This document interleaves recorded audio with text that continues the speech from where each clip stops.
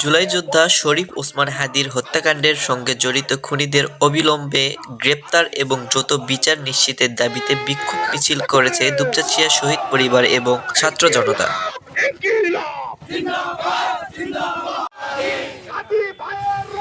এ সময় ছাত্র জনতা সহ বিভিন্ন দলের নেতৃবৃন্দরা বক্তব্য রাখেন। আমাদের রক্তক্ষরণ হচ্ছে, আমাদের এই হৃদয়ের রক্তক্ষরণ থামছে না যতক্ষণ না পর্যন্ত এই হাদী ভাইয়ের চেতনা আমরা এই দেশে বাস্তবায়ন করতে পারবো। তারা ভেবেছিল ইনকিলাব মঞ্চের হাদী শুধু একটা ব্যক্তি, কিন্তু আজ সারা বাংলাদেশ বুঝে গেছে হাদী শুধু একটি নাম নয়, হাদী শুধু একজন ব্যক্তি নয়, হাদী একটি আদর্শ, হাদী একটি প্রতিষ্ঠান। এই আদর্শ সারা বাংলাদেশে ছড়িয়ে দিতে চাই। শুক্রবার জুমার নামাজ শেষে দুপচাঁচিয়া মডেল মসজিদের গেট থেকে ছাত্র জনতার ব্যানারে আয়োজিত এই বিক্ষোভ মিছিলটি দুপচাঁচিয়া শহরের সিও অফিস প্রদক্ষিণ করে। মিছিল চলাকালে শিক্ষার্থীরা খুনিদের গ্রেপ্তার চায় এবং জুলাই যোদ্ধার রক্ত বৃথা যেতে দিব না বলে স্লোগান তোলে। তাদের প্রতি দৃষ্টি আকর্ষণ করতে চাই, ভারতের প্রতি দৃষ্টি আকর্ষণ করতে চাই।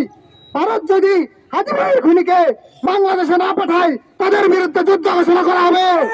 করার জন্য যুগে যুগে জীবন দিয়ে দিচ্ছে।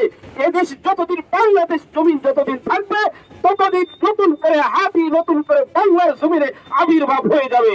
সুতরাং তোমরা আজকে একটি হাদীকে হত্যা করেছো, রাজপথে দেখো বাংলার রাজপথে লক্ষ হাদী আবির্ভাব হয়েছে।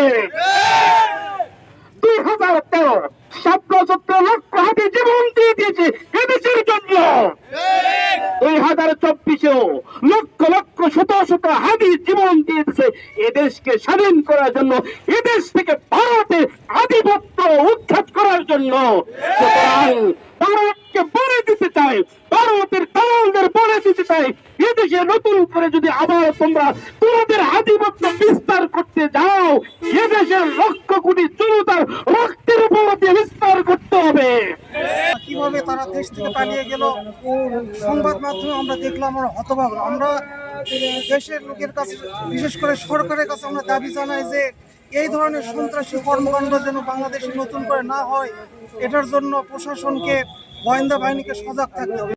ভাই হাদী দেশের জন্য জীবন দিয়েছে, আল্লাহ বিপ্লবী একজন নেতা। রব্বুল আলামিন সত্যের জন্য তাকে হত্যা করা হয়েছে, রব্বুল আলামিন তার শহীদি মর্যাদা দিয়ে দাও আল্লাহ।